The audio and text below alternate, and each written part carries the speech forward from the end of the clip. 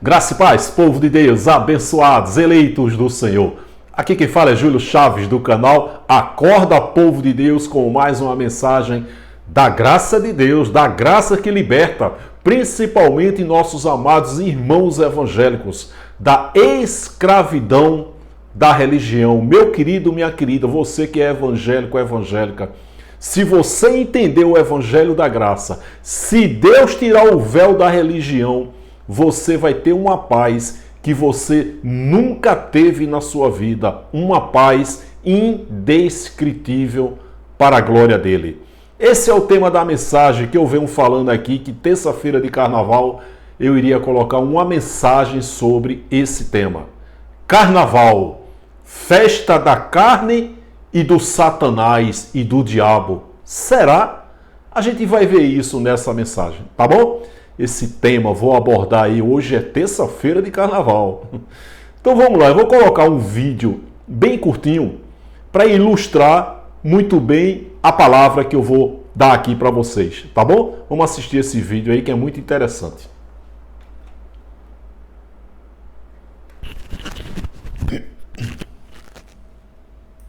O carnaval parece uma festa de alegria, mas esconde excessos, imoralidade e afastamento de Deus.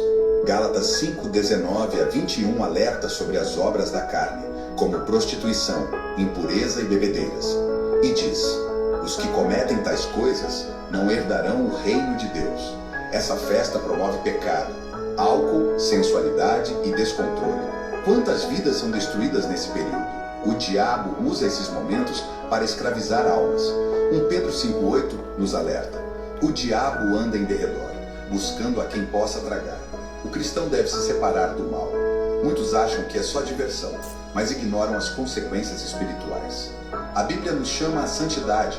Romanos 12:2 ensina: não vos conformeis com este mundo, mas transformai-vos pela renovação do vosso entendimento. Em vez de seguir essa festa carnal, busque a Deus em oração.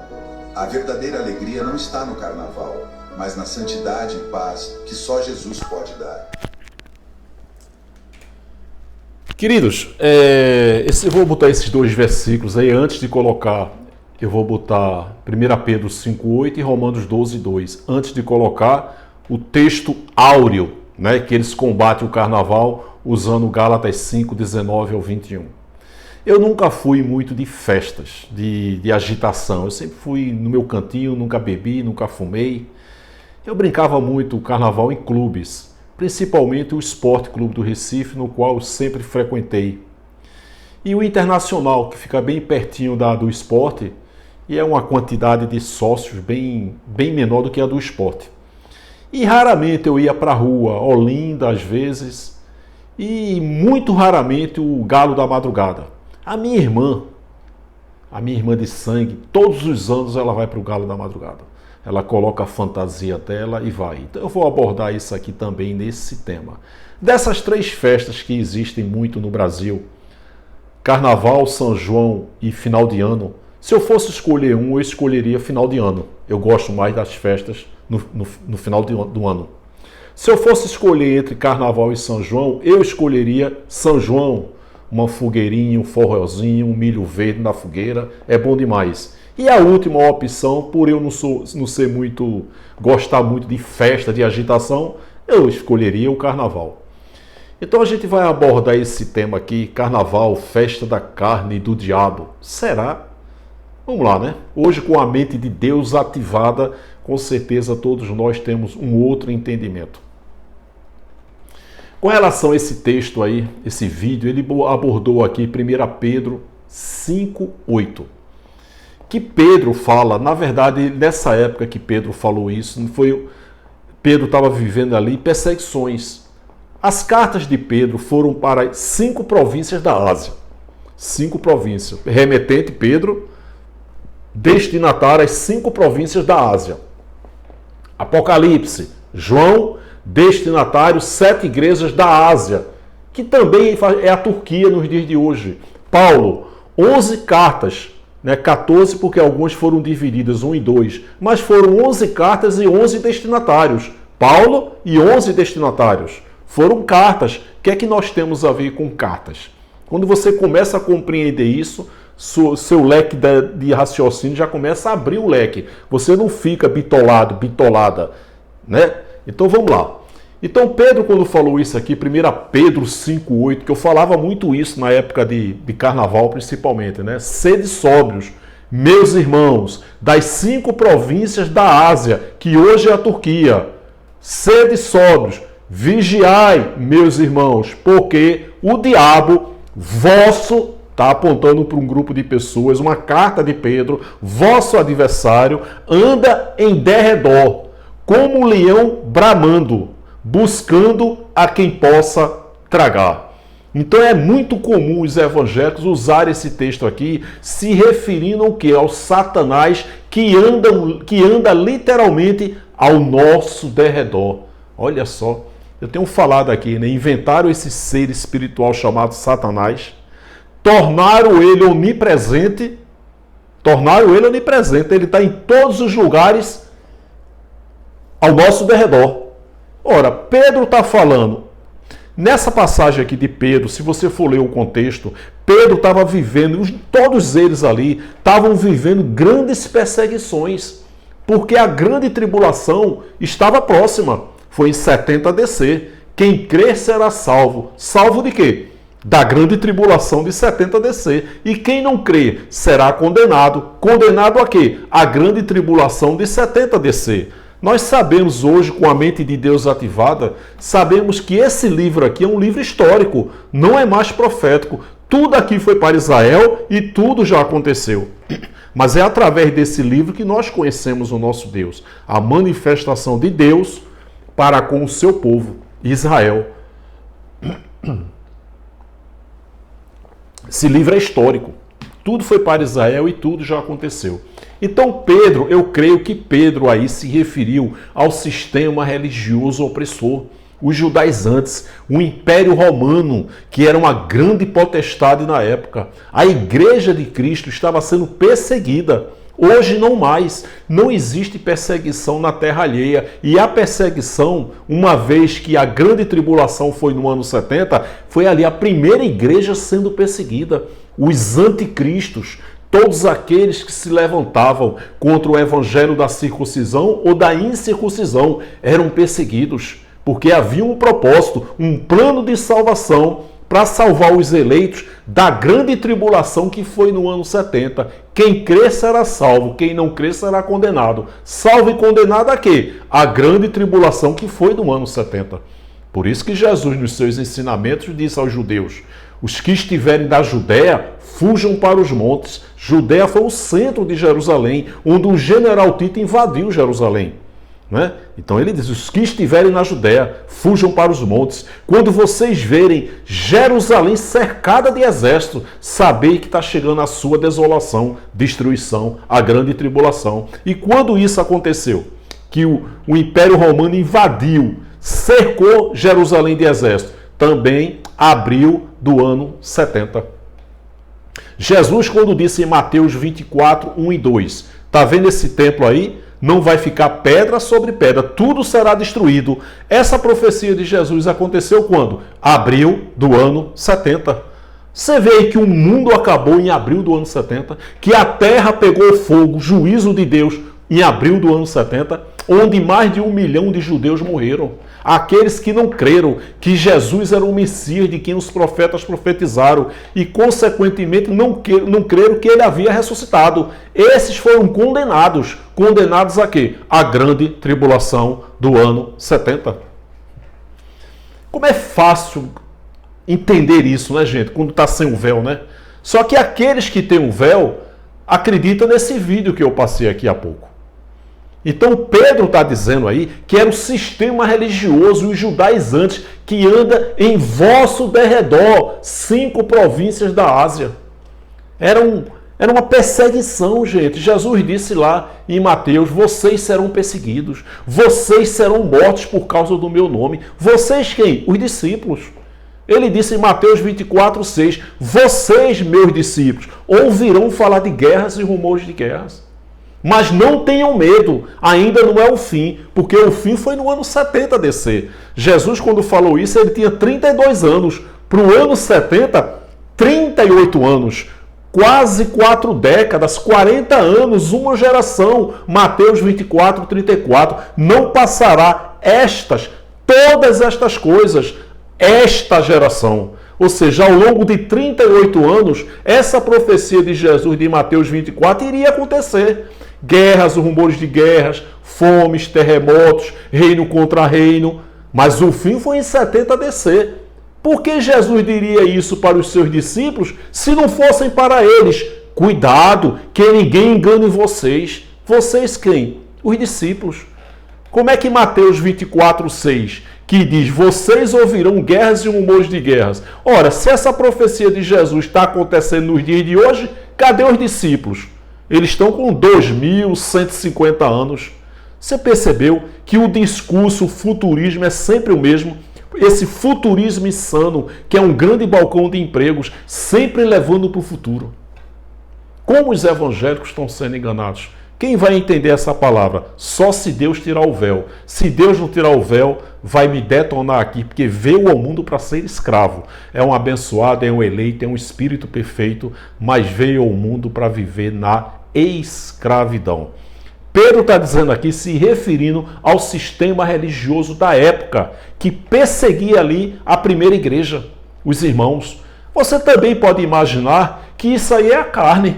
Ó, na época, quem é que anda ao nosso derredor com os prazeres os prazeres do mundo, vamos dizer assim? A carne. Essa sim anda ao derredor de 8 bilhões de habitantes. Então dizer que esse texto aqui faz parte da carne, era a carne que Pedro estava se referindo, também faz sentido. Mas quando você lê o contexto, você percebe que Pedro está se referindo à perseguição.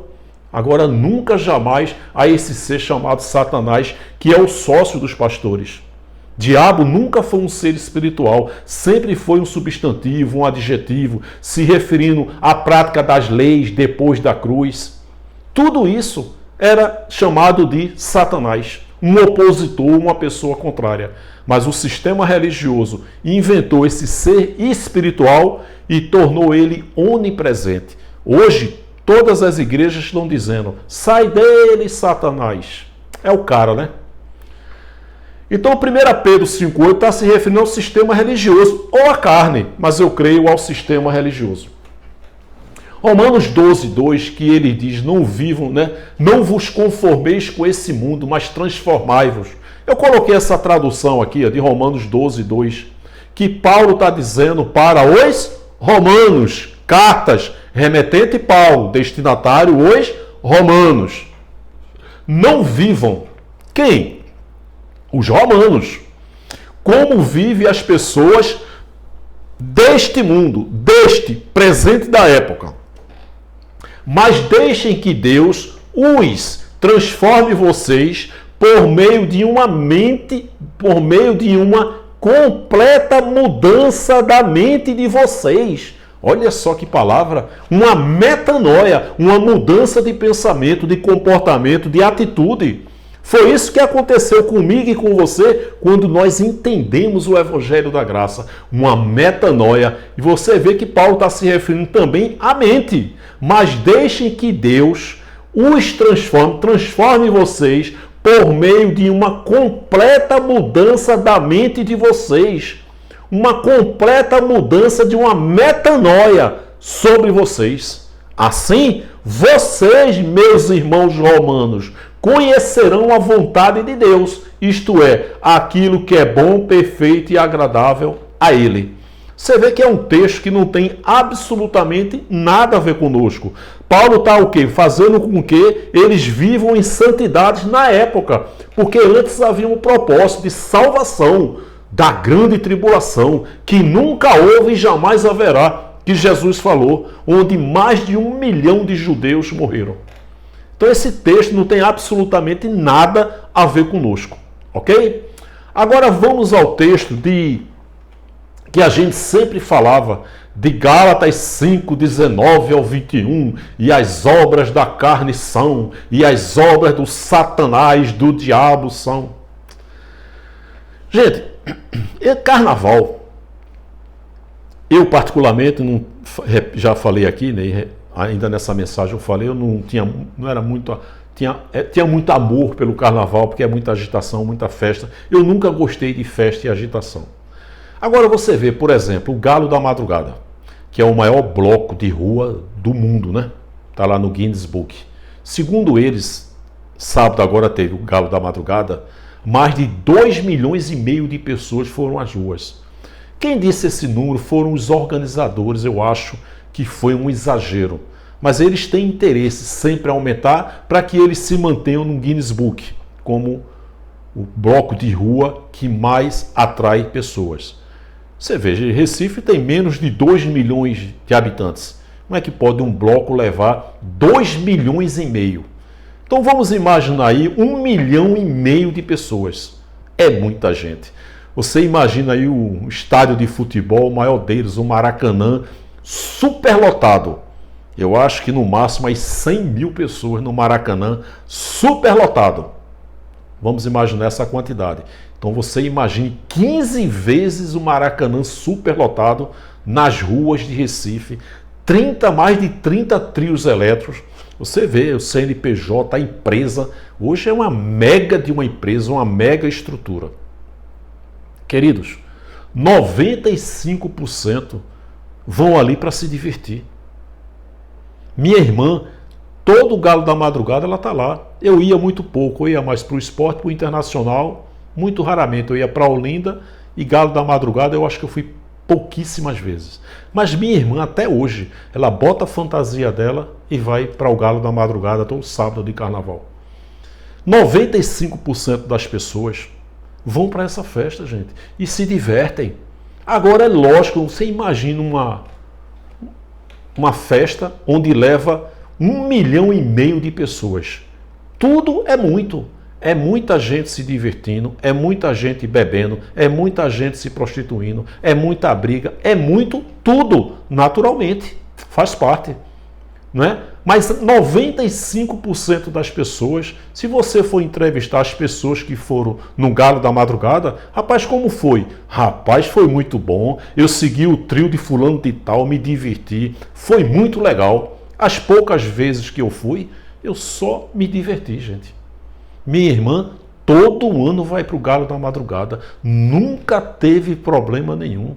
Meu irmão também ia com muita frequência, conheço pessoas que até hoje vão e nunca se meteram em droga, em prostituição, em nada. Vão lá unicamente para se divertir. E 95% ou mais dessas pessoas se divertem. Claro que existe de tudo.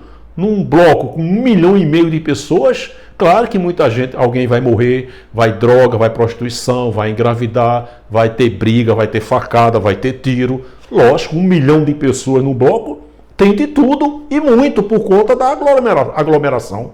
Agora, se você for pesquisar, mais de 95% está ali se divertindo, como eu já me diverti algumas vezes. Meu irmão, minha irmã se diverte todo ano e nunca teve problema.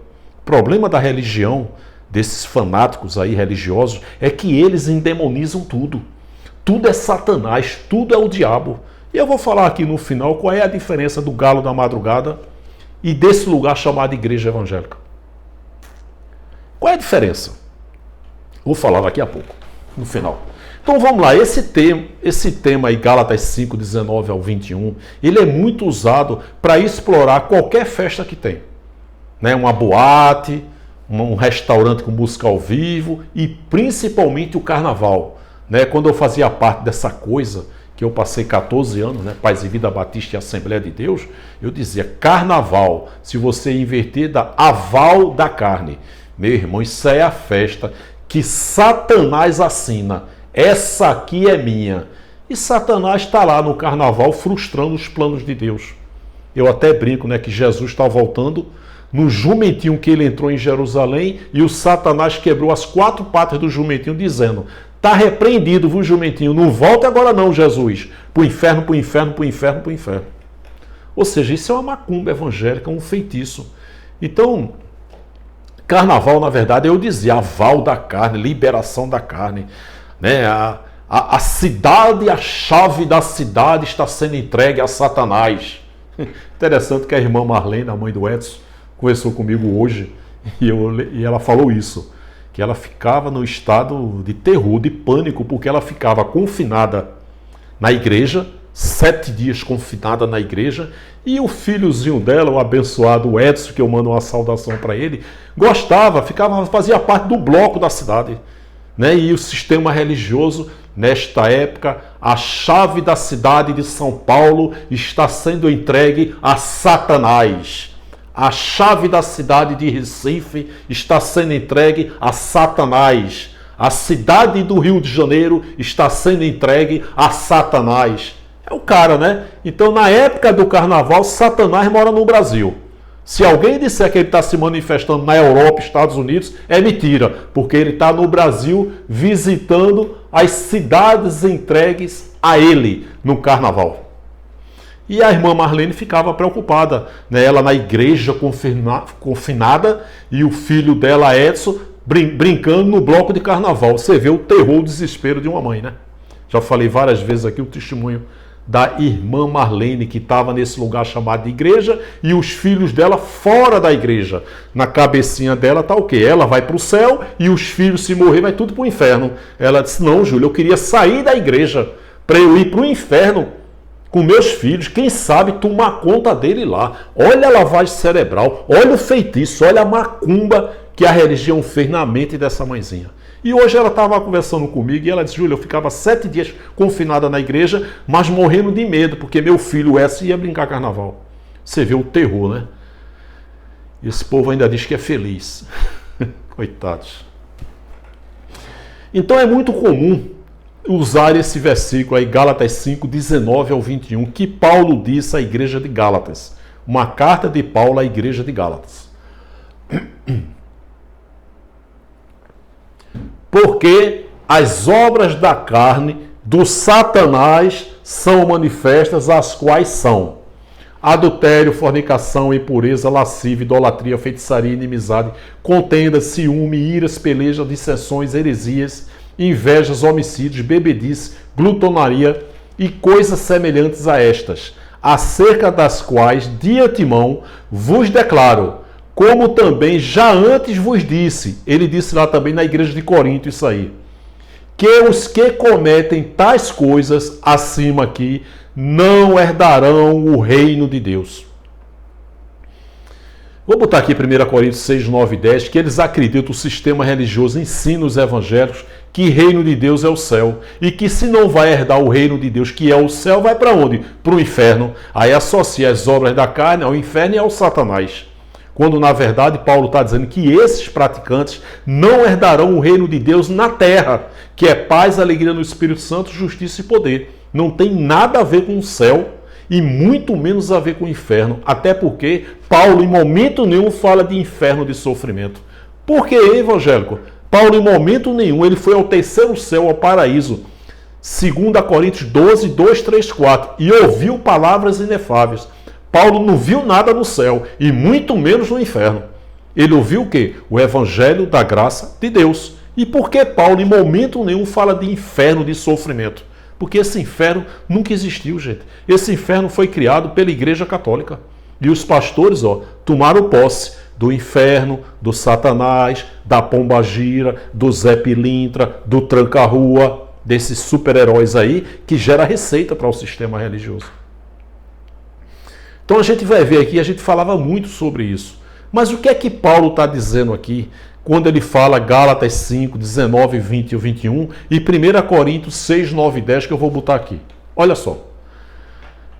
Eu tenho falado aqui que o pecado era a transgressão das leis de Torá, de Moisés, que eram 613 leis da Torá. Essas 613, elas eram o quê? 365 leis, mandamentos negativos. Olha que fardo pesado. 365 dizendo, você não pode fazer isso, você não pode fazer isso, você não pode fazer isso. E 248 positivos. Você deve fazer isso, você deve fazer isso. Quando você soma 365 com 248, dá 613 leis da Torá. Esse era o pecado da época. 1 João 3,4. Pecado é transgressão dessas leis para os judeus. Por isso que João 1,29 diz, eis aí o Cordeiro de Deus que tira o pecado do mundo. E até hoje os evangélicos ressuscitaram o pecado, porque era quem transgredisse uma lei dessa. Jesus, com o sangue dele, o Nazareno, aniquilou essa lei. Está lá em Romanos 10,4. Paulo, quando fala de pecado, ele está se referindo aos judeus que estavam depois da cruz praticando essas 613 leis da Torá. Paulo, depois da cruz, disse, quando ainda éramos pecadores. Romanos 5,8. Hebreus 9,26, ele diz que ele, o sangue lá, aniquilou o pecado mediante o sacrifício de si mesmo, uma vez por todas.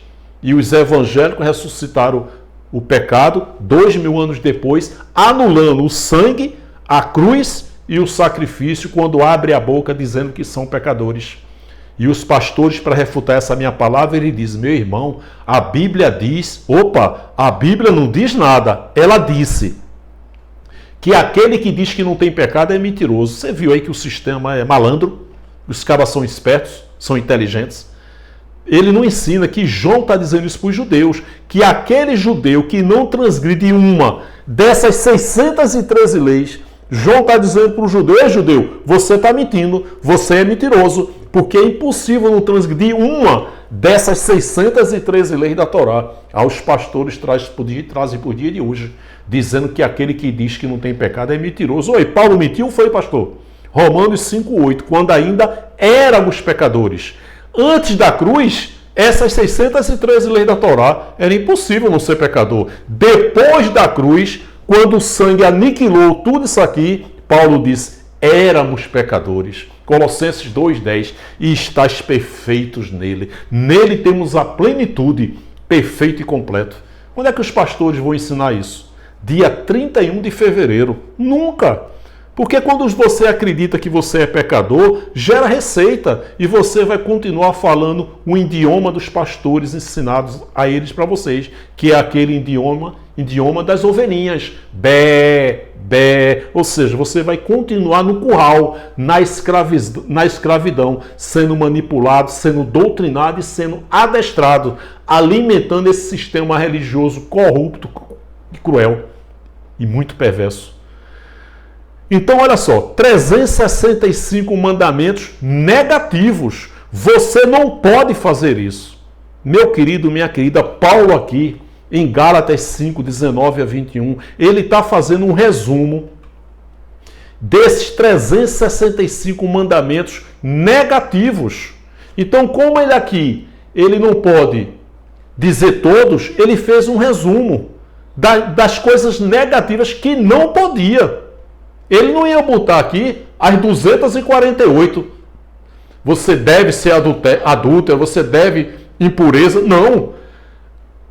Ele falou os 365 mandamentos negativos. E ele aqui fez um resumo.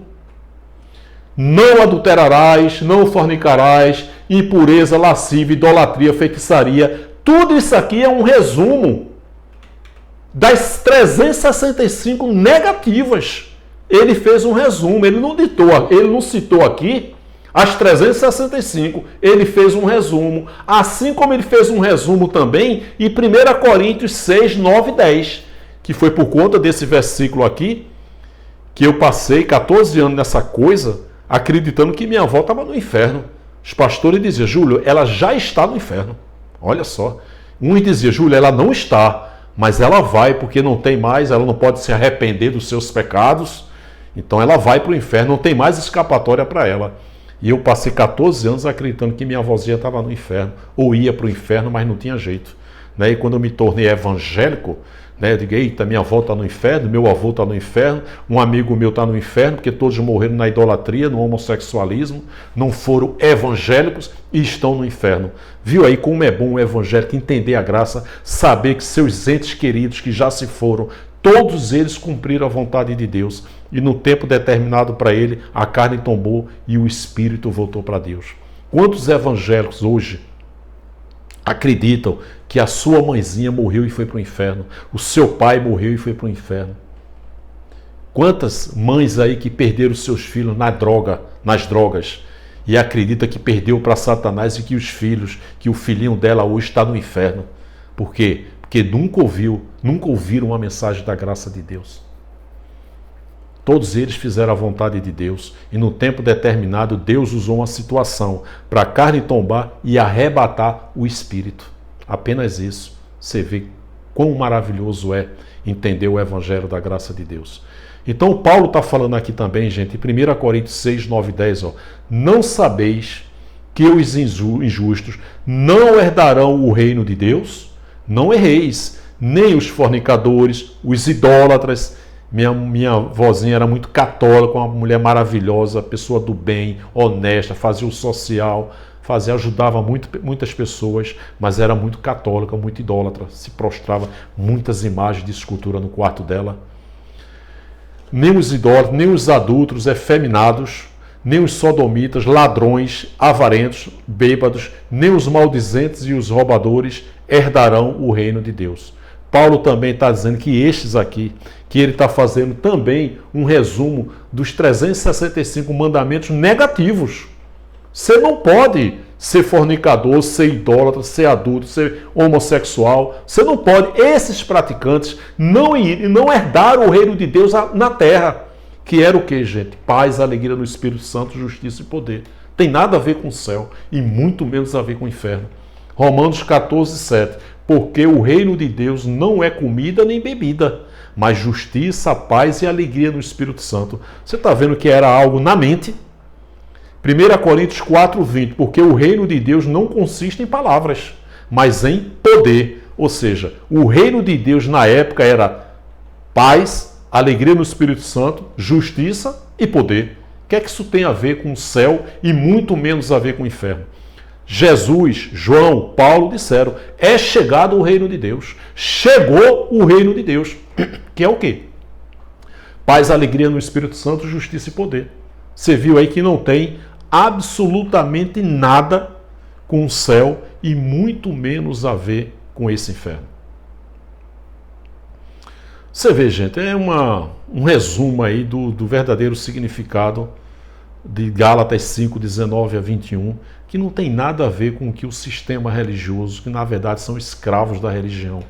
Eles são manipulados, doutrinados e eles endemonizam tudo. Tudo é Satanás, tudo é demônio. Né? A maioria desses aí é de evangélicos, eu não estou generalizando, mas eles endemonizam tudo, apontam, julgam e condenam. Por isso que, para mim, é a pior de todas. É a religião evangélica. Aponta, julga e condena. E isso é terrível, gente. Se Deus não tirar o véu, não tem jeito. Essas pessoas também estão certas. Eu tenho falado isso. Se seu cônjuge não entende a graça, tá certo, porque essa cegueira é de Deus. A gente tem que ter maturidade para lidar com isso e saber separar o relacionamento. Se existe amor, de fato, uma família constituída ali, cônjuge, filho, a pessoa tem que ter maturidade para lidar com isso, gente. Procura separar. Não, você não acredita, não, você respeita e eu lhe respeito. Respeitar é uma obrigação. Concordar ou discordar é um direito de todo cidadão em todos os sentidos. Agora, com relação ao entendimento da graça, principalmente, porque esse não entendimento também é de Deus. Logo, a pessoa também está certa. Só que os dois, os cônjuges aí, têm que respeitar um ao outro. E isso não pode abalar o relacionamento, uma vez que existe amor. Agora, se não existe amor, de repente um vai usar essa situação para querer se separar. Aí é outra coisa. Mas se existe amor, o amor prevalece. Deus não é a favor da unanimidade e às vezes ele dá um entendimento a um cônjuge e não dá ao outro. Mas vai se separar por causa disso. É falta de maturidade e principalmente falta de amor. Tem que separar. E se você que entendeu a graça, se ela chamar você para a igreja, vá. Vai lá como se estivesse assistindo um espetáculo, um show do Cláudio Duarte. Vai lá. Beleza, minha filha, meu filho, vamos aqui agora ouvir uma mensagem da graça. Se não entender, é de Deus. Se for um filho da escrava, é de Deus. Quando a carne tombar, o espírito volta, mas você que tem o entendimento da graça, sabe que o seu cônjuge está fazendo a vontade de Deus. E embora o seu cônjuge acredite que você está sendo usado por Satanás, pelos demônios, se Jesus voltar, você fica, se você morrer, você vai para o inferno, ao contrário de você, que Deus tirou o véu da sua religião. Então essa pessoa está frequentando esses alçapões, essa arapuca, mas você tem a paz, você tem a certeza que seu cônjuge, que seu filho, que não tem o entendimento da graça, é um abençoado, é um eleito, é um espírito perfeito. Quando a carne tombar, o espírito volta para Deus. E eles também estão fazendo a vontade de Deus. Tá certo, gente? Então, paz e alegria no Espírito Santo, justiça e poder. Esse negócio de carnaval, gente, nada mais é uma festa que leva a multidões e que tem de tudo. Agora, qual é a diferença de um bloco de carnaval, por exemplo, o maior bloco do mundo, o Galo da Madrugada, e esse lugar chamado de igreja? É umas perguntas que eu faço aqui. Eu perguntei um dia desse, qual é a diferença de um evangélico e um homossexual? Que é isso, irmão Júlio Chaves? O homossexual vive na prática do pecado, nós não. Oi, vocês são pecadores 24 horas por dia? Vocês estão nesse lugar aí chamado de igreja, quando sai, bota o pé na calçada, continua dizendo que é pecador? Logo, vocês também, no entendimento de pecado de vocês também vivem na prática do pecado. Vocês são pecadores 24 horas por dia. Não, nós pecamos por acidente. Oi, vocês sofrem acidente 24 horas por dia? Que hipocrisia é essa? De dizer que tem diferença entre vocês e os homossexuais. Eu estou falando com a mente religiosa. Não tem diferença nenhuma. Até porque ninguém está em pecado, ninguém está pecando, uma vez que pecado era transgressão de leis e não existem mais leis. E a maldade do homem nada mais é do que a carne ativada fazendo a vontade de Deus, porque o bem e o mal pertencem a ele. O homossexualismo é um dom de Deus, todos eles estão fazendo a vontade de Deus. Eu interajo com homossexuais e até com ateus, que diz, Júlio, eu sou ateu, sou inscrito no seu canal e gosto muito das suas mensagens. Deus é tão poderoso que até ateus ele faz. Vou contar algo que aconteceu aqui. Eu estava montando essa mensagem e eu lembrei de uma situação que aconteceu há mais de 20 anos, quando eu tinha escritório em Recife. Eu tinha imobiliário em Recife, cheguei a ter mais de 20 corretores no meu escritório. Eu com 23, 24 anos, eu já tinha 20 corretores no meu escritório. E eu peguei um plantão em Boa Viagem. E o construtor chegou para mim e disse, Júlio, está aqui o prédio em construção, bota um corretor teu lá e dá um plantão de vendas. E nessa época eu conheci uma irmã, que eu ainda, bem antes, eu não sabia nem o que era isso, Pentecostes, neopentecostal, Assembleia de Deus, eu nem sabia o que era isso. E eu conheci uma irmã que logo depois, né, que eu entrei na Paz e Vida, eu continuei com a amizade com ela e eu digo, nossa, ela é assembleana roxa. Pronto. E eu peguei esse plantão e eu estava precisando de uma menina, uma moça, uma pessoa, uma jovem, que morasse em Boa Viagem, perto do stand de vendas. Até para abrir o escritório, manter o escritório limpo, atender os clientes. E eu pegava um corretor do meu escritório e botava plantão lá na escala. Um dia era um corretor, outro dia era outro, eu fazia a escala de plantão. E eu cheguei para essa irmã, essa amiga minha, e disse, ó, já que tu mora aqui em Boa Viagem, eu peguei um plantão no prédio tal, e eu estou precisando de uma recepcionista, uma atendente, para limpar o escritório, o stand, atender os clientes e levar para o corretor. Estou botando aqui na escala. E ela disse, Júlio, eu tenho uma irmã aqui da igreja, e ela mora aqui pertinho, bem pertinho desse stand. Eu digo, beleza. E eu conheci a menina, uma lourinha, devia ter aí seus 20 anos mais ou menos na época. E eu disse, beleza, eu dei a chave do plantão a ela, e ela começou a ir no escritório tudinho. E eu botava corretores lá todos os dias, da escala. Passado um mês mais ou menos, um dos corretores que deu plantão lá, eu estou contando essa história, que é um testemunho verdadeiro, para que você possa entender qual é a diferença do Galo da Madrugada e esse lugar chamado de igreja. Eu vou mostrar aqui que não tem diferença nenhuma. Que o que existe muito na religião, que endemonizam tudo, é muita hipocrisia. Mas tudo bem, isso aí faz parte da lavagem cerebral.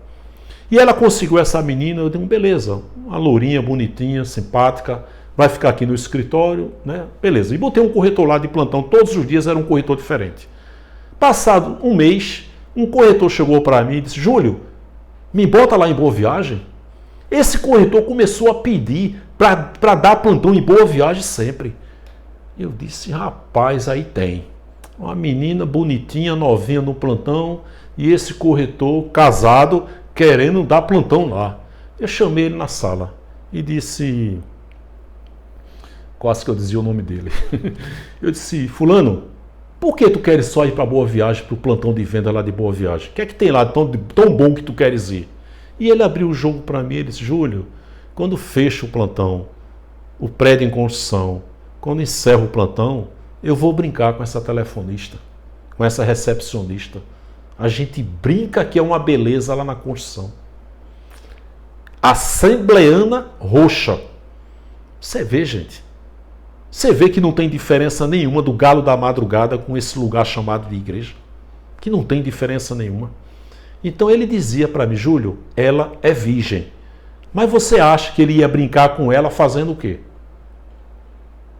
Você ia dizer não, você acha que ia fazer o quê? É lógico, a gente sabe, né? Mas ela se preservava. Porque ela dizia que queria casar virgem. Você acha que isso é o que mais tem nessas chamadas igrejas, gente? Pessoas jovens aí, a mocidade, que vai com o seu namorado para onde? Para um motel. Vão fazer o que no motel? Assistir a série do Zé Colmeia? É? Vão o quê? Vão brincar, vão se divertir. E continuam virgens. Tá aí, gente. Tá aí no carnaval, no Galo da Madrugada, tem prostituição. Nesse lugar chamado de igreja não tem prostituição? No Galo da Madrugada tem estupros. Nesse lugar chamado de igreja não tem, não? Aí abre a televisão, liga a TV. Você mora em que planeta? Em Júpiter? Em Marte? É? Liga aí a TV e você vai ver pastores estrupadores. Drogas dentro da igreja. Pessoas envolvidas, pastores envolvidos em facções. Tudo de ruim e de bom num só lugar. Nesse lugar chamado de igreja. Meninas jovens engravidando, pastores traindo suas esposas, levando a irmãzinha para um motel. Gente, a única diferença do Galo da Madrugada e desse lugar chamado de igreja é que a abertura do Galo da Madrugada é ao seu Valença. Vem, pessoal, vem, moçada, carnaval começa no Galo da Madrugada. Só que tem uma outra frase que diz, vem, moçada, carnaval começa porque eu sou santo no Galo da Madrugada. Os frequentadores do Galo da Madrugada não cantam assim não. Vem, moçada, carnaval começa que eu sou santo no Galo da Madrugada. Não. A diferença é essa. É que os evangélicos se dizem santos e lá no Galo da Madrugada ninguém diz que é santo. Essa é a diferença. Mas tudo que não presta, que tem no Galo da Madrugada, tem nesse lugar chamado de igreja. Ou eu estou mentindo, ou eu estou exagerando. Tudo que não presta, num só lugar. Coisas boas, num só lugar. Galo da Madrugada, coisas boas e coisas ruins, humanamente falando. Qual é a diferença do Galo da Madrugada para esse lugar chamado de igreja? É que no Galo da Madrugada ninguém diz que é santo. Nas igrejas, mesma coisa, só que eles se dizem santos. Qual é a diferença, gente? É muita hipocrisia que tem nesse meio, gente. Muita hipocrisia. Então você vê esse corretor querendo ir lá, uma assembleana roxa. Júlio, quando termina o plantão, eu vou brincar com ela, eu vou me divertir. E ele pedindo para que ele ficasse de plantão o máximo possível em Boa Viagem, para ele brincar com a assembleana roxa. Eu não estou generalizando não, gente. Existem homens sérios, héteros, mulheres sérias, eu conheço vários que são vítimas do sistema. O que eu quero que você entenda é que a maioria dos evangélicos endemonizam tudo. Apontam, julgam e condenam, porque eles acreditam que eles estão certos e que Deus é evangélico. Ora, se Deus fosse evangélico e o evangélico tivesse algum privilégio, até o Papa se convertia, não teria outras religiões e ateus também não existiriam. Qual é o privilégio que vocês evangélicos têm? 1000 cairão ao teu lado, 10.000 à tua direita, mas tu não serás atingido. Nem Davi disse isso literalmente. Foi uma maneira de se expressar, porque Deus defendia ele dos inimigos. Esses inimigos levantados pelo próprio Deus. Que hipocrisia é essa, gente? Você já pensou se fosse feita uma pesquisa? Vamos ver aqui as religiões. Quantos evangélicos foram assassinados? Nossa, nenhum em 2024. Só bastava isso. Todo mundo seria evangélico.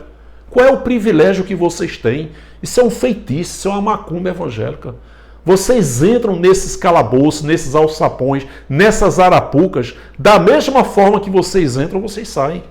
Só melhora para o pastor, que no final vai arrecadar o dízimo e oferta. Só melhora para a cantora, para a artista, que vai vender CDs. Ou então um artista famoso que vai botar aí 30, 40, 50 mil no bolso para cantar 1h30. Ou seja, excelente para o pastor e para a cantora gospel. Para quem entra, vai embora, entra e sai da mesma coisa. Entra doente e sai doente. Entra devendo, sai devendo. Entra com filho na droga, sai com filho na droga. Entra com a filha na prostituição, sai com a filha na prostituição. Entra com o marido bebendo de 1h51, sai com o marido bebendo de 1h51. É uma hipocrisia, uma lavagem cerebral na mente desses evangélicos. Ainda tem a cara de pau de dizer: se o Filho vos libertar, verdadeiramente sereis livres. Vocês são livres de quê? De quê? Vocês acreditam que tem um Satanás ao redor de vocês? Vive num perigo, né, numa corda bamba com relação a céu e inferno? Que felicidade é essa? Paulo está dizendo que se o Filho vos libertar, ou seja, se o Nazareno vos libertar, verdadeiramente sereis livres. Livre de quê? Das 613 leis da Torá que eu botei aqui. Apenas isso. Tem nada a ver com os dias de hoje. Se tem uma coisa que vocês não são, são livres. Vocês não são livres, muito pelo contrário. Vocês são escravos. Vocês ficam aí nesse curralzinho aí chamado igreja evangélica, sustentando esses empresários aí. É uma escravidão. Vocês são manipulados, doutrinados, adestrados. E vocês aprenderam um novo idioma. Bé. E vem com essa hipocrisia dizer que é livre. Aponta, julga e condena, dizer que carnaval é uma festa da carne, do Satanás. Que Satanás, meu irmão? Quando eu entendi a graça, o Satanás desapareceu. Quando eu entendi a graça, os demônios desapareceram. Quando eu entendi a graça, eu tive uma paz indescritível. Quando eu entendi a graça, eu entendi que a Bíblia foi 100% para Israel. Quando eu entendi a graça, eu percebi que a besta do Apocalipse foi Nero e que o anticristo foi um movimento. Quando eu entendi a graça, eu pude entender que é impossível blasfemar contra o Espírito Santo. Quando eu entendi a graça, eu vi que eu não sou pecador, que nós não somos pecadores. Quando eu entendi a graça, eu passei a ter uma paz maravilhosa, uma paz indescritível, que eu nunca tive na minha vida, muito menos nesses 14 anos que eu passei nessas arapucas, nesses alçapões. Eu sei que quem entende isso são aqueles que Deus tira o véu. Mas essa foi a mensagem com relação a carnaval, gente. Carnaval é uma festa como outra qualquer. Agora atrai multidões, milhões de pessoas e naturalmente tem de tudo muito mais. Mas, porém, todavia, 95% das pessoas que brincam com carnaval são pessoas boas, que vão lá com boas intenções. Ora, você vai para um jogo, Sport em Recife, Sport Santa Cruz, Fla-Flu, tem de tudo, gente. Tem briga, tem tiroteio, tem mortes. Mas a maioria se envolveu nisso aí? Não, 95% dos torcedores estão ali, vão com esposa, com filho, é uma festa, uma alegria. Só que tem uma minoria que está ali, ou seja, no universo ali 60, 70 mil pessoas, tem aquelas pessoas que marcam nas redes sociais, briga, tudinho, facções, organizações, tudinho está ali. Mas a maioria está se divertindo ou não. Só que quando tem uma coisa ruim, a imprensa, que é sensacionalista para gerar visualizações, foca o quê? Na desgraça.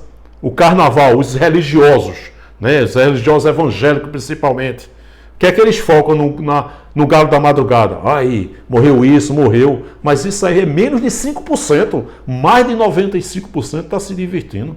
Repito, minha irmã brinca todo ano. Eu brinquei, meu irmão brincava. Nunca tivemos problema nenhum. É incrível, gente, como a lavagem cerebral, o feitiço, é uma macumba evangélica isso. Então tá aí, qual é a diferença de um bloco de carnaval e esse lugar chamado de igreja? Como os evangélicos estão sendo enganados. Meu irmão, você está em Cristo. Você não pode ir mais para o carnaval, porque você agora é uma nova criatura. As coisas velhas já passaram, eis que tudo se fez novo. Você deixou, quando aceitou Jesus, você deixou de ser um ser humano normal e passou a ser uma ovelhinha. Somente foi a metamorfose. né? Como se não bastasse o gafanhoto, um inseto, virar um demônio. Está lá em Joel 1,4, o gafanhoto, um inseto, virou um devorador, que era o gafanhoto, um devorador da lavoura. Mas esse gafanhoto, esse inseto evoluiu e virou demônio. Assim a pessoa, quando sai, aceita Jesus, aí vira o quê? Uma ovelhinha. Nesse curral aí chamado de igreja. Paulo está dizendo, se alguém está em Cristo, aqueles que compreenderam que Jesus era o Messias e que ele ressuscitou, estão no Cristo ressuscitado. Nova criatura é. As coisas velhas já passaram. O judaísmo já passou. A lei de Moisés já passou. A escravidão da lei de Moisés já passaram. Tudo se fez novo. O sistema traz por dias de hoje para dizer, meu irmão, agora você tem que cantar música gospel. Você não pode cantar mais MPB, você não pode gostar mais de São João, de carnaval. Está amarrado. Sangue de Jesus tem poder. É obra do Satanás. Agora você tem que ser dizimista, tem que ser ofertante, tem que ser batizado nas águas, você tem que ir para o monte, você não pode usar mais short, sunga, biquíni, está amarrado, porque agora você é uma nova criatura. E o evangélico, a lavagem cerebral, um feitiço, uma macumba evangélica na mente deles. De repente, gera literalmente uma metanoia, que deixou de ser um ser humano normal e virou o quê? Uma ovelhinha. E tem a metanoia entre a gente.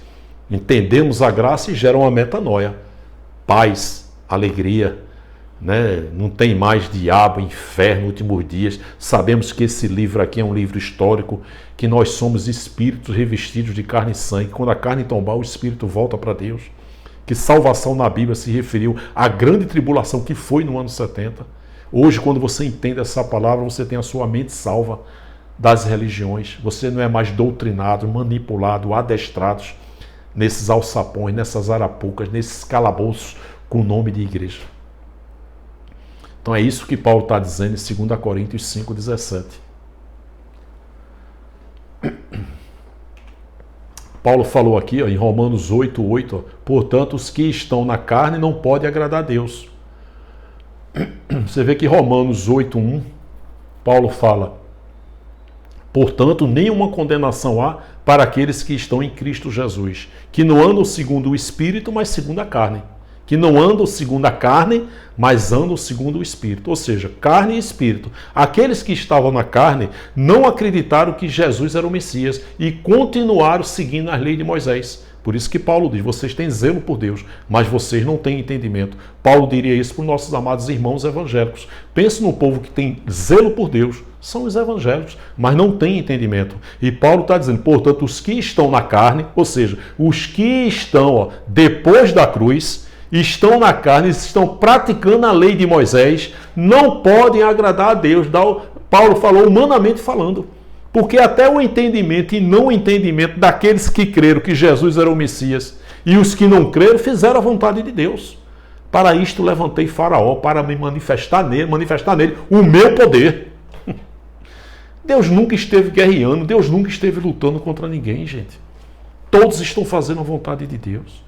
Então Paulo está dizendo, humanamente Paulo disse, aos que estão na carne, ou seja, não é praticando as obras, matando, roubando, adulterando, não. Essa carne de Paulo aí são aqueles que estavam depois da cruz fazendo as obras de Moisés. E Paulo diz, vocês estão na carne. E ele disse, vocês não estão agradando a Deus. Humanamente Paulo falou isso. Porque aqueles que não entenderam que Jesus era o Messias, nem que ele ressuscitou, todos eles fizeram a vontade de Deus, bem como aqueles que não compreenderam. Paulo disse lá em Atos 2,18, uma mulher chamada Lídia, Deus abriu o entendimento dela para que ela compreendesse o que Paulo pregava. Olha que coisa, é Deus que abre o entendimento, é Deus que não abre. Então Romanos 8,1 diz, nenhuma condenação há. Nenhuma são quantos? Nenhuma. Ora, se nenhuma condenação há para quem aceita Jesus, o que é que Satanás está fazendo dentro das igrejas? Tornaram ele onipresente, transformaram ele num ser espiritual, só que esqueceram de botar neurônios nele, né? Porque quando eu estava nesse sistema religioso, eu dizia, meu irmão, tu pensa que Satanás está no mundo? O mundo já pertence a ele. Ele está nas igrejas, meu irmão, colocando contendas e fofocas para levar o máximo de pessoas para o inferno. que Satanás está fazendo nas igrejas se nenhuma condenação há para aqueles que estão em Cristo Jesus? Paulo está dizendo a mesma coisa aqui de 2 Coríntios 5,17. Nenhuma condenação há para aqueles que estão em Cristo. Ou seja, para aqueles que entenderam que Jesus era o Messias e que entenderam que ele ressuscitou, que agora estava no Nazareno e agora está no Cristo, no ressuscitado. Nenhuma condenação há. Que condenação? Da grande tribulação que foi no ano 70. Agora, aqueles que não creram que ele ressuscitou, naturalmente não creram que Jesus era o Messias, continuaram como judeus e foram condenados. Condenados a quê? A grande tribulação que foi no ano 70. Mas aqueles que estão em Cristo, nenhuma condenação há. Repito, se nenhuma condenação há para quem aceita Jesus, o que é que Satanás está fazendo dentro das igrejas? Se vocês tivessem algum privilégio, todo mundo seria evangélico. Repito, falei aqui no começo da mensagem, quantos evangélicos morreram de câncer? Nenhum. Todo mundo seria evangélico. E é assim que Deus trabalha? Deus é humano, né? Não, gente, não tem privilégio nenhum. Todas as religiões são de Deus. Todos estão fazendo a vontade de Deus. E o evangelho não tem privilégio nenhum. Até pelo contrário, né? Porque é o único que vive no inferno. Se existe inferno, é o estado de espírito que os evangélicos vivem.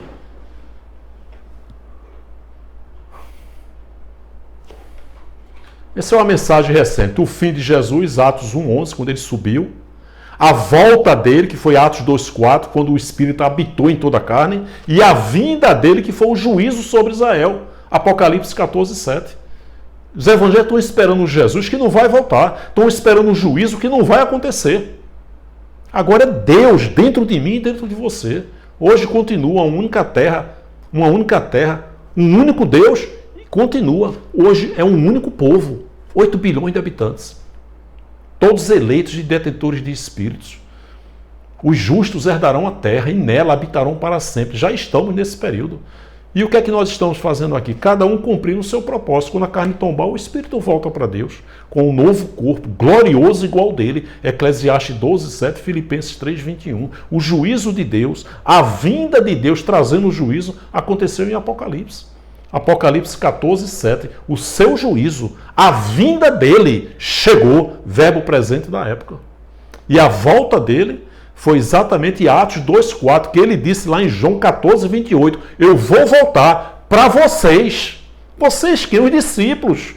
Então essa volta dele foi exatamente Atos 2:4, quando o Espírito de Deus entrou. Se a Trindade é uma heresia, o Espírito Santo habita em você, como é que Jesus vai voltar? Nas nuvens, cavalgando, né? Pocotó, pocotó, pocotó, e todo olho o verá.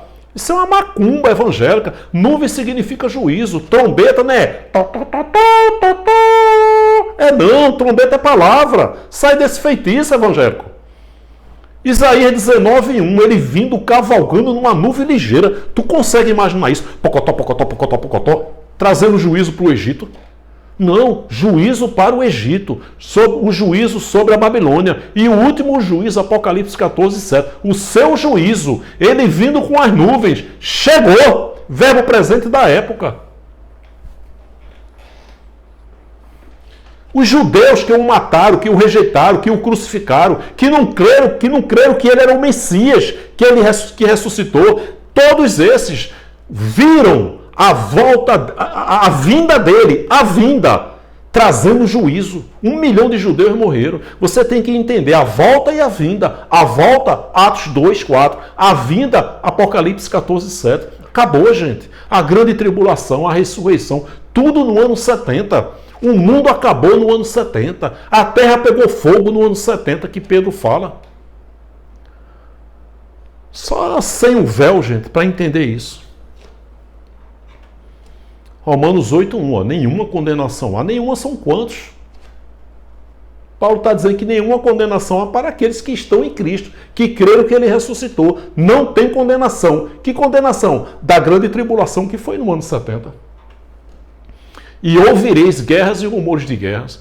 Tá de brincadeira. Os pastores vão aí frequentando esses podcasts aí, dizendo, aí meu irmão, essas guerras aí, Jesus profetizou. Tá de brincadeira. Isso aqui sempre existiu. Existe e sempre irá existir. Está dizendo, ouvireis, o verbo ouvir, no futuro do presente. Jesus, quando falou isso, tinha 32 anos. para o ano 70, 38. Então, essa tradução que os pastores não dizem. Vocês ouvirão guerras e rumores de guerra. Vocês quem? Os discípulos. Se essas guerras que estão acontecendo aí é essa profecia, cadê os discípulos, pastores? Até quando os evangélicos vão continuar sendo enganados por vocês? Até eles ouviram uma mensagem dessa e Deus tirar o véu. Porque se Deus não tirar o véu, vai me detonar aqui. Está no canal errado. Unção de Roberta Miranda. Vai com Deus. Sai do meu pé, chulé. Vai ver se eu estou no monte ou na Judéia. Vocês, meus discípulos, ouvirão guerras e rumores de guerra. Mas não tenham medo, meus discípulos. É necessário que tais coisas aconteçam, mas ainda não é o fim. O fim foi no ano 70. Nação se levantará contra nação, reino contra reino. Olha a linguagem. Reino contra reino, haverá fomes, terremotos em vários lugares. Na sequência aqui, o 8 e o 9, vocês serão mortos, porque vocês são meus seguidores, matar-vos-ão. Olha só o que é que nós temos a ver com isso. A profecia de Jesus que ia acontecer em breve, naquela geração, no ano 70 DC. Os que estiverem na Judéia fujam para os montes. O que é que tu tem a ver com isso, evangélico? Quando vocês verem Jerusalém cercada de exército, o que é que tu tem a ver com isso, evangélico? Quer ser enganado? Você tem esse direito, é um direito seu. Júlio, eu quero continuar falando o idioma das ovelhas. Bé. Eu adoro ser enganado. Eu adoro sustentar meu pastor. Eu adoro viver na escravidão, nesse alçapão, nessa arapuca, nesse calabouço chamado de igreja. Ah, Júlio Chaves, eu gosto tanto disso. É um direito que você tem. Você continua sendo abençoado, um eleito, um espírito perfeito. Quando a sua carnezinha tombar, o espírito volta. Mas essa cegueira é de Deus. Só está no canal errado. A malandragem, esse negócio de Mateus 24:6, dizer que isso está se cumprindo nos dias de hoje. Isso é pilantragem, gente. Eu sei que existem alguns que são vítimas do sistema. Agora, o cara assistir uma mensagem dessa e continuar dizendo que essas guerras é a profecia de Jesus, aí já passou, deixou de ser vítima para ser pilantra. Deixou de ser vítima para ser pilantra. Porque cadê os discípulos? Cadê os discípulos? Mostra aqui, pastores. Vocês ouvirão os discípulos. Aí já deixou de ser vítima para ser cúmplice. Todos os pastores, sem exceção, os honestos e os pilantras, todos, sem exceção, pregam um evangelho inútil que escraviza e que não salva ninguém. Tudo na Bíblia foi para Israel e tudo já aconteceu. O futurismo é insano, um grande balcão de empregos. Insanidade, juntamente com esse pentecostalismo. Esse é do movimento. Ô, terra de canta ali para Nachulia. É a unção de He-Man, da espada. Isso é uma palhaçada, rapaz. Joga logo uma lona e leva patati patatá nesse picadeiro aí. Isso é um circo. Terra de canta ali para Nachulia. Isso é malandragem, rapaz. Línguas estranhas eram idiomas. Pedro e os demais tinham que ter línguas estranhas, porque quando eles falaram ali em Pentecostes, tinha 15 nações que falavam outros idiomas. Como é que Pedro ia dizer aos judeus que Jesus era o Messias, se eles não compreendiam a língua de Pedro? Por isso que Jesus disse, em meu nome expulsar demônios, curar enfermos, ressuscitar os mortos e falar línguas estranhas. Pedro pregou e ele disse, nossa, esses homens galileus falando da grandeza de Deus, das grandezas de Deus, na nossa própria língua que fomos nascidos. Conversa, rapaz, para de enganar os evangélicos com esse negócio de terra de canta ali para Nachulipa. Isso é falta de vergonha na cara, gente. Terra de canta ali para Nachulipa. Curar enfermos, ressuscitar os mortos, expulsar e ressuscitar os mortos. Já fez um desafio aqui, vamos passar um dia em Recife por minha conta. Você vem para cá e a gente vai para Recife no meu carro. A gente vai visitar o Hospital Getúlio Vargas, o Hospital da Restauração e o Cemitério de Santa Amaro. A gente vai, curar os enfermos e ressuscitar os mortos no Cemitério de Santa Amaro. Eita glória! Jesus não deu poderes lá em Marcos 16? Não deu poder lá em Mateus 18? Curar enfermos e ressuscitar os mortos? Vamos lá! Não nada, gente. Isso é hipocrisia. Eles não curam nem eles mesmos. Tudo isso foi para aquela época, para que eles crescem que Jesus era o Messias de que os profetas profetizaram. E esses que creram foram salvos. Salvos de quê? Da grande tribulação que foi no ano 70. Vamos lá! Eu estou endemoniado, é? Vem para cá. Vai passar 2 horas aqui botando a mão na minha cabeça. Vamos ver se eu me manifesto. Vem, vai passar vergonha. A gente faz aqui uma live ao vivo, uma live no teu canal ao vivo. Vim aqui em João Pessoa expulsar os demônios que está em Júlio Chaves. 2 horas aqui com a mão na cabeça. Pode ciscar à vontade. Demônio, rapaz, os demônios da época da Bíblia já eram homens mentirosos de mente cauterizada. Está lá em 1 Timóteo 4:1-2. Na época já era os demônios de carne e osso. Imagine hoje. Demônios estão atrás dos púlpitos, rapaz, de terno e gravata aí, com rótulo de pastor e bispo, profeta. Que profeta? Esse cara lá é a profeta? Todas as profecias foram para Israel e todas elas já foram cumpridas. Tem demônio de carne e osso até no meio da graça aí, enganando o povo. A verdadeira graça não é a princesa Isabel, mas liberta os escravos das religiões. Se você entender a graça, mais nunca tu coloca teus pés nesses alçapões. Tu vai ter uma paz indescritível, uma paz que você nunca teve na sua vida. Esse é o combo enganação, ó. Tudo mentira aqui, ó. Pecado, diabo, inferno, últimos dias, salvação, dízimo, Apocalipse, Mateus 24:6, afastado e desviado, volta de Jesus, batalha espiritual nunca houve, impossível blasfemar contra o Espírito Santo, línguas estranhas eram idiomas, demônio, cura e ressuscitar os mortos não existe mais, besta do Apocalipse era Nero, anticristo foi o movimento da época, a Bíblia como livro profético, heresia, o futurismo insano, assim como esse pentecostalismo. Peço que você acesse a playlist do canal. Já é inscrito no canal Acorda Povo de Deus? Ainda não? Eu tenho ateus inscritos aqui no canal. Se inscreva, dá um like, dá um joinha, clique no sininho e coloque todas, para que toda vez que eu colocar uma mensagem nova, o YouTube avisa você. Deixe seu comentário e compartilhe. 70 milhões de ovelhinhas evangélicas precisam ouvir uma mensagem dessa. Nossos amados irmãos evangélicos são as maiores vítimas do sistema.